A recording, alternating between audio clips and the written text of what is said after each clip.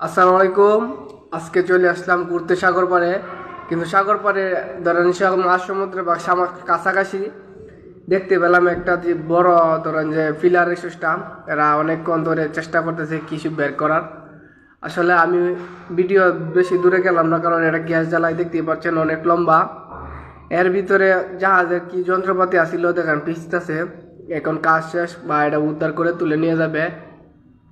সকাল থেকে তারা এরকম করতেছে, আমরা দেখতেছি। আর এদিকে ফুটবল খেলা শেষে আমি এদিকে দেখতেছি, দেখেন কতটুক লম্বা। আর লোকটি রোদ্রের মধ্যে কষ্ট করতেছে। এটি হলো জাহাজের ধরেন যে কাজ কাম করে জাহাজে থাকে। এরা ওই দেখেন গ্যাসের লাইন বা গ্যাসের পাইপ এইদিকে জ্বালা দিয়ে খুলতেছে আস্তে আস্তে।